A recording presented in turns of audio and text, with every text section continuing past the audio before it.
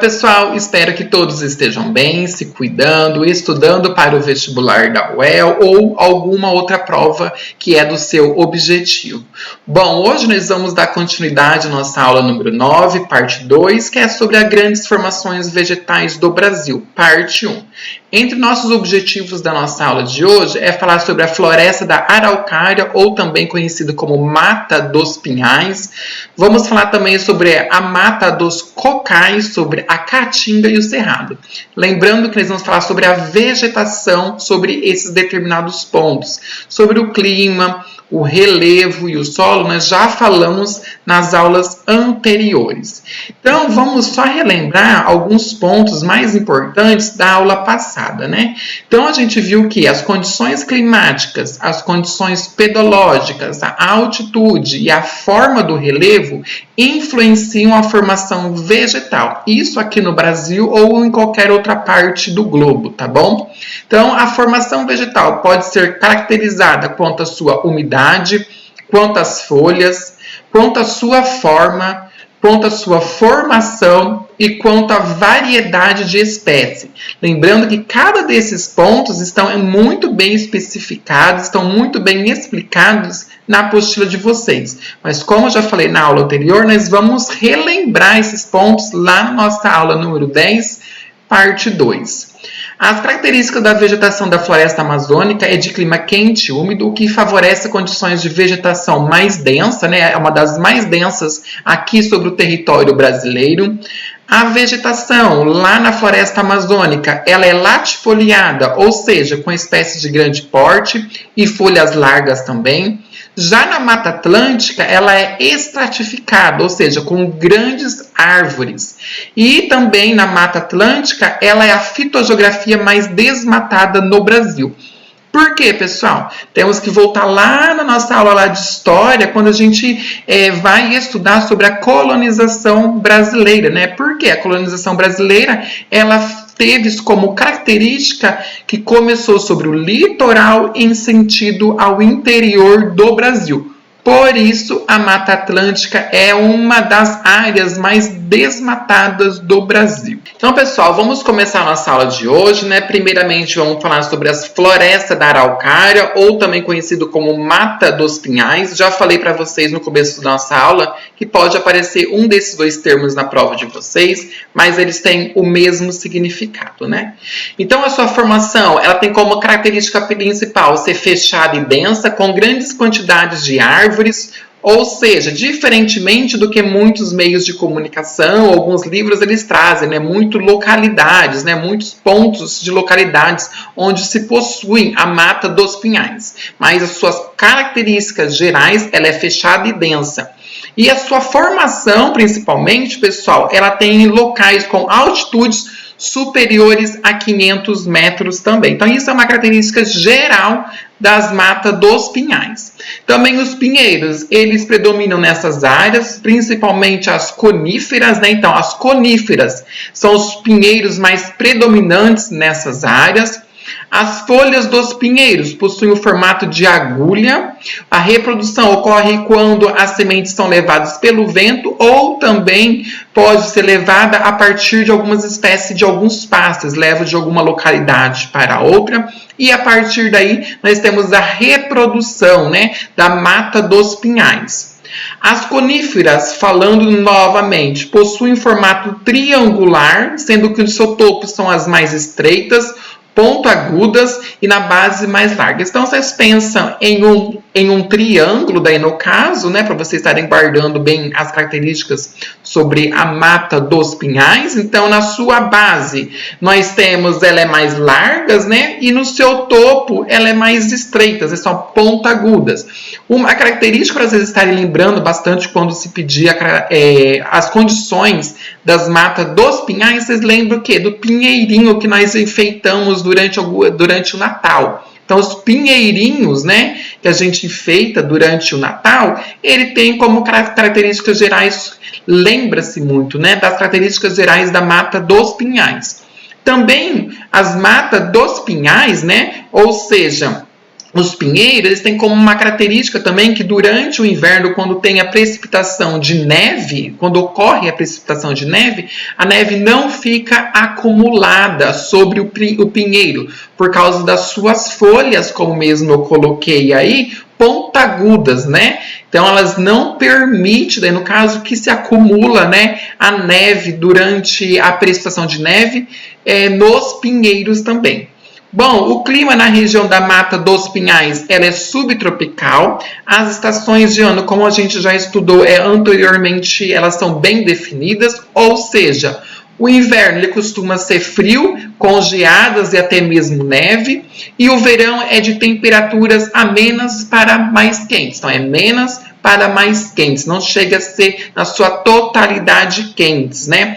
Infelizmente, a gente sabe que a Mata dos Pinhais ela está em extinção, né? Teve uma grande degradação ao longo do tempo, para o que surgimento de algumas cidades, então desmataram algumas localidades também, e para a expansão agrícola também, né?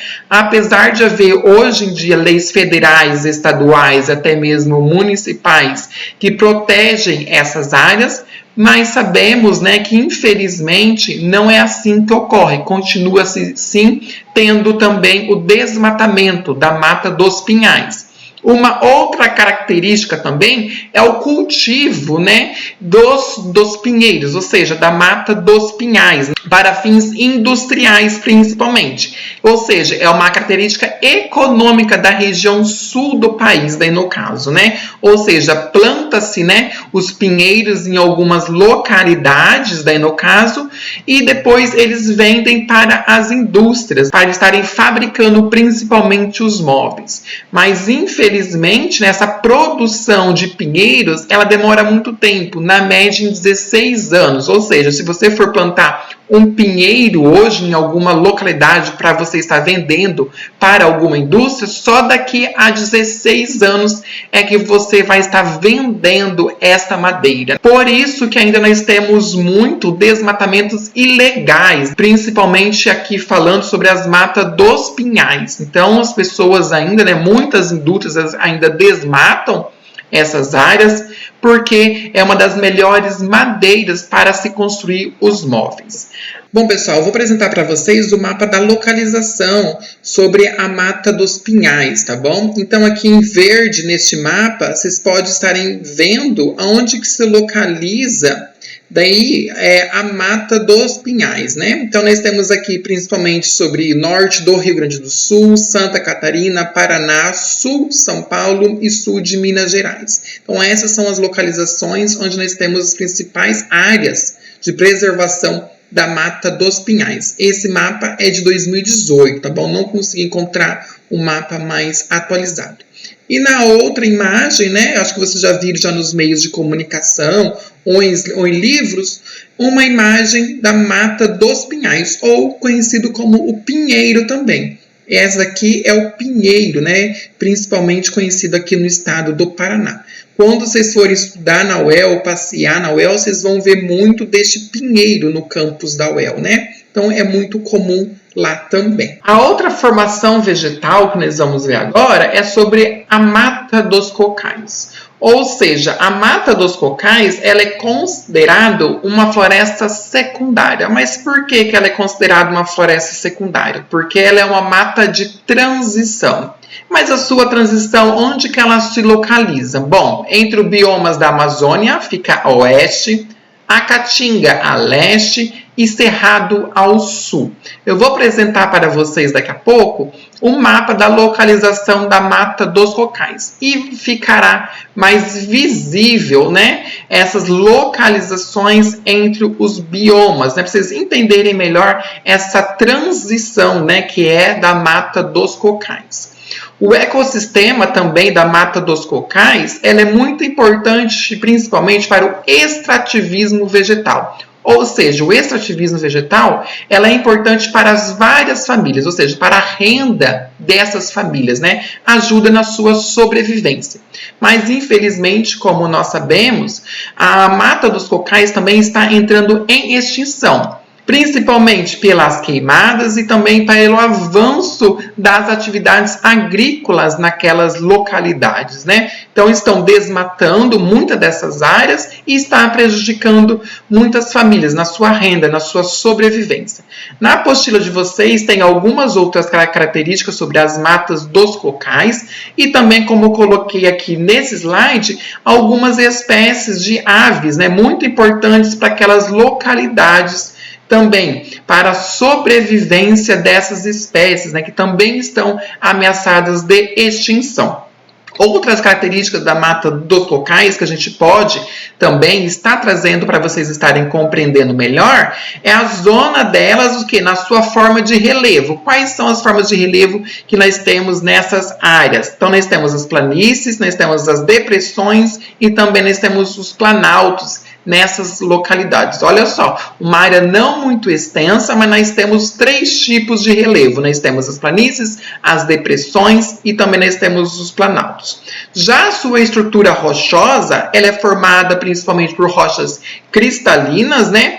E sedimentares, né? A sua vegetação, ela registra também grandes formações de florestas, denominadas principalmente por palmeiras, né? Ou seja, as matas, os cocais, também você pode estar encontrando este termo, né? As palmeiras também.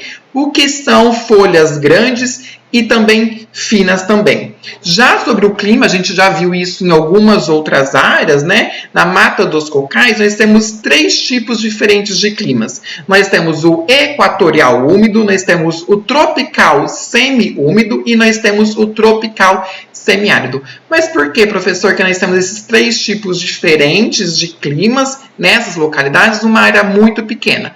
Por ela estar numa área de transição, porque nós temos a Amazônia, que nós temos o clima equatorial, nós temos a Caatinga, daí no caso, que nós temos o tropical semiárido e nós temos o Cerrado, daí no caso, podemos classificar essas localidades como tropical semi-úmido também. Aí, pessoal, eu apresento para vocês 2 imagens, né? A primeira imagem aqui é da mata dos cocais, né? Acho que já é muito conhecido também, vocês já viram, já principalmente nos meios de comunicação ou em livros, né? Durante o ensino médio, né? Eles traziam essas imagens e aqui a localização para vocês estarem entendendo melhor. Então, aqui onde está marcado, né? Nesse preto mais escuro, é a localização da mata dos cocais. Então, fica principalmente sobre o Maranhão e Piauí.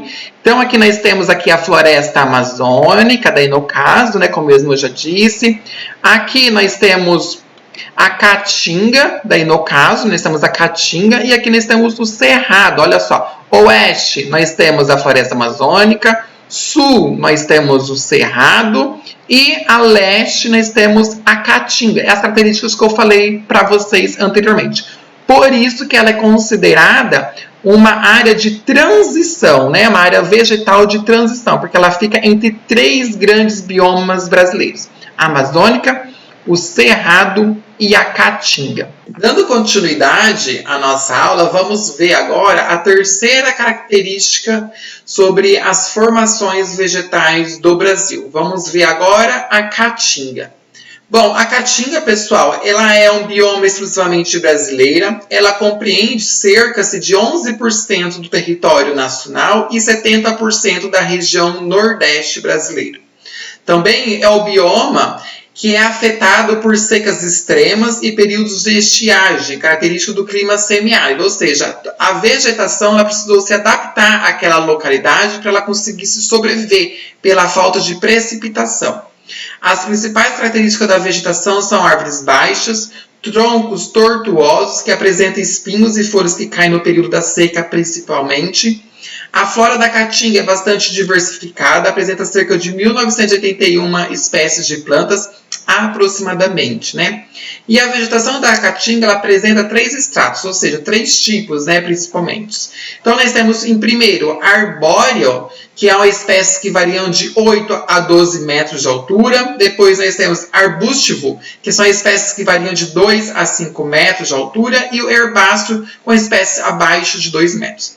Entre as características gerais, pessoal, elas ficam entre 2 a 5 metros. Então, nós temos a vegetação dela, ela é média, né? Não temos tanta quantidade, né, de arbóreo, daí no caso, né, que é de 8 a 12 metros. Porém, é muito bom estar passando para vocês essas 3 características, porque pode aparecer esses 3 termos na prova de vocês também, tá? Entre outras características que nós podemos trazer sobre a caatinga, que eu acho muito importante para mim estar apresentando a vocês, pessoal, é que os galhos, né, eles são retorcidos, além de possuir o seu solo, é raso e também pedregoso também. Então, o solo não é uma das melhores características dessa região da caatinga também. Então, por isso que algumas áreas da caatinga, já alguns cientistas, como nós já falamos em algumas aulas passadas, pode se tornar no futuro um deserto, por ser um solo, né, raso e pedregoso principalmente, né? O bioma também, nós temos algumas localidades, a presença de ervas e de cactos, né? Os cactos são muito comuns quando a gente acaba buscando nas redes de comunicação, nos computadores, né? Enfim, no Google principalmente, né? A gente busca imagens, né, sobre a caatinga. Então, já o Google já vem com aquelas imagens também que a gente vê em livros didáticos, que já vem os cactos mostrando como uma característica da vegetação da caatinga. Mas nós também temos as árvores, né, de 2 metros em média, 5 metros em média, como eu falei anteriormente. Então, é muito comum os cactos. Os cactos são uma das espécies mais resistentes à seca também na região da caatinga, né? Ela consegue se preservar aquela cor mais verde, mesmo em períodos, em anos, faltando muito líquido no solo, né? Faltando muita umidade. Então, mesmo assim, ele consegue reter muita umidade para a planta estar se sobrevivendo durante este período longo de falta de chuva, né? De estiagem, daí no caso. As áreas mais elevadas da caatinga, ela se encontra principalmente sobre o litoral, né, próximo ao litoral, o que faz dessas áreas serem mais úmidas. Essas áreas mais úmidas nós temos uma vegetação um pouco mais densa, né, e essa área também ela é conhecida como agreste também, ou seja, são áreas mais próximas ao litorais, que recebem mais umidade durante o ano e tem maior quantidade de precipitação. E por isso nós temos uma vegetação um pouco mais presente nessas localidades, quando a gente compara mais no interior da caatinga. E outro também, exemplos que eu acho muito importante estar apresentando para vocês estarem fazendo uma prova de vestibular um pouco mais tranquilos, que são os elementos característicos da vegetação da caatinga. Alguns eu já falei, mas eu vou reforçar que eles são muito importantes, como por exemplo, as árvores, elas têm pouca ou nenhuma quantidade de folhas. Por quê? Para preservar a sua sobrevivência e para também não haver o processo também de evapotranspiração das folhas, né? Então ela não perde muita quantidade de águas também. Os galhos, eles têm de ser tortuosos, os troncos retorcidos e muitos resistentes, grande quantidade de espinhos, principalmente os cactos, né? Mas algumas árvores também nós temos espinhos na região da caatinga. Os caules são grossos também e as raízes são profundas para ela conseguir captar a água do subsolo, né? No caso, ela poder estar sobrevivendo a grandes períodos de estiagem. Aqui eu apresento para vocês 2 imagens da caatinga. Daí, então, eu tenho a primeira, como eu mesmo disse, são árvores de médio porte, daí no caso, principalmente até 5 metros de altura, que, como vocês podem ver nessas imagens, elas não apresentam folhas. Caso volte a ter a precipitação, essas folhas tendem a voltar novamente. Então, as folhas elas renascem, elas brotam novamente com a volta do solo mais úmido. E ao lado, pessoal, nós temos os cactos. Olha só, os cactos a gente pode perceber que são mais verdes, né? Verdeados. Como mesmo eu disse, por apresentar uma característica local que ele consegue reter mais umidade, né? Mais líquido, né? Para ele estar se sobrevivendo durante esse grande período de estiagem que pode durar até anos. E o próximo, pessoal, eu tenho aqui o mapa da localização do bioma da Caatinga. Então, como mesmo já disse, né, 70% está sobre a região Nordeste e nós temos também um pouco também sobre a região Norte de Minas Gerais. Caminhando para a nossa última característica da aula de hoje, vamos falar sobre o Cerrado. O Cerrado é considerado o segundo maior bioma da América do Sul e é conhecido também como savana brasileira. Então, na sua prova, pode aparecer esses dois termos, que significam a mesma coisa, Cerrado, que nós vamos apresentar agora para vocês, e pode aparecer também como savana brasileira, que eles vão estar falando, né, ou informando sobre o Cerrado. Então, fica muito atento na sua prova entre esses termos que possa aparecer. Possui uma formação vegetal de grande biodiversidade e grande potencial de aquífero. No entanto, é considerado atualmente o segundo bioma do Brasil mais ameaçado. Existem alguns outros biomas ameaçados e o Cerrado é considerado o segundo mais, principalmente por causa das queimadas e pela expansão agrícola. A vegetação é bastante diversificada, variando de formas campestres, como os campos limpos, a formação de florestas densas e como os cerradões. Então, nós temos essas características no cerrado. Então, ele pode ter, em algum momento, campos limpos, pode ter a variação de florestas densas e também pode ter alguns momentos dos cerradões. No Cerrado, há 11 principais tipos de vegetação que estão distribuídos em alguns grupos, como as formações savânicas, nós temos as florestais e as campestres também.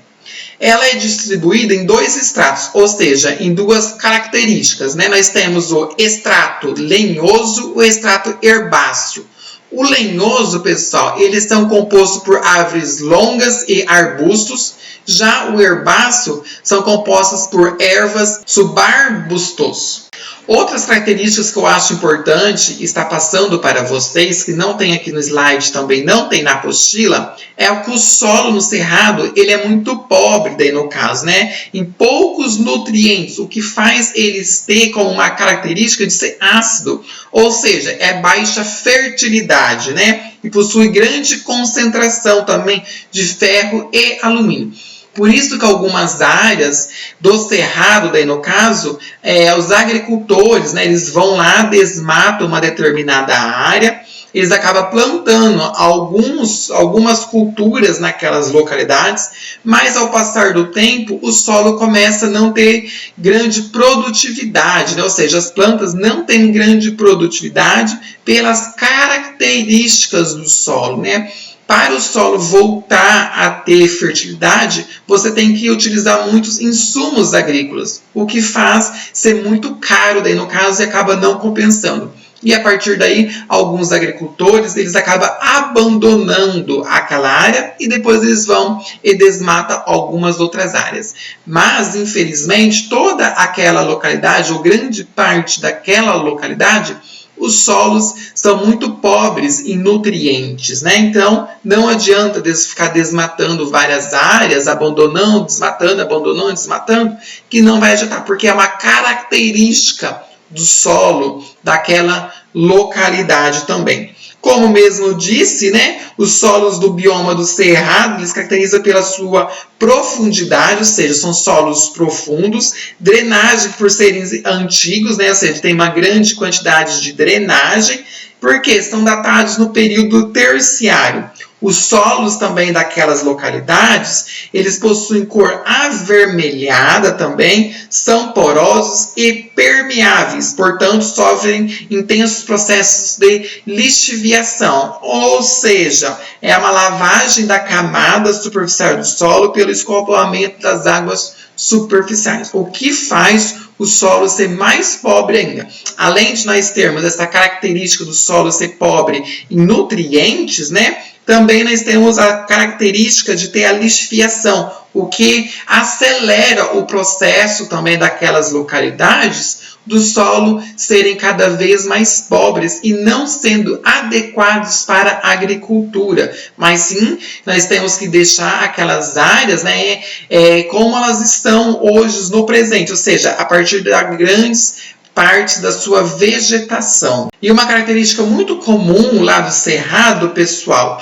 também é que as cores encontradas lá no bioma, ou seja, na sua vegetação, elas têm de ser verde, amarelo e tons amarronzados, principalmente. Isso, pessoal, é em razão da vegetação estar o quê? Em constante incidência do sol, ou seja, a forte incidência solar faz a vegetação ter essas três cores, né? Então, é uma característica muito comum daquela localidade. Aí, pessoal, apresento para vocês agora duas imagens, né? Nós temos uma imagem que é uma fotografia, ou seja, a característica lá da região do Cerrado, ou seja, olha só, as árvores elas são completamente retorcidas, daí no caso, né? E aqui nós temos o mapa da localização do bioma do Cerrado, ou seja, ele vai desde a região do Centro-Oeste, aqui sul aqui de São Paulo e vai até a região do Nordeste, né? Chegando até o estado do Maranhão. Bom, pessoal, hoje foi uma aula mais longa, né? Nós vimos várias características, né? Entre elas, nós vimos a floresta da araucária, ou também conhecido como Mata dos Pinhais, que tem como característica principal da sua formação vegetal, que os pinheiros possuem formato de agulha. A reprodução ocorre quando as sementes são levadas pelo vento ou por alguns pássaros, né? O que fazem o quê? Reproduzir outras matas dos pinhais naquelas localidades. Já na Mata dos Cocais, a gente viu que ela é considerada uma floresta secundária e também ela é considerada uma mata de transição, né? Por ficar naquelas vertentes, né? Entre a Amazônia, a Caatinga e o Cerrado. A Caatinga, as principais características da vegetação são árvores baixas, troncos tortuosos que apresentam espinhos, folhas que caem no período da seca. A Caatinga é um bioma exclusivamente brasileiro, né, que compreende cerca de 11% do território nacional e 70% da região nordestina. O Cerrado é considerado o segundo maior bioma da América do Sul e é considerado também como a savana brasileiro.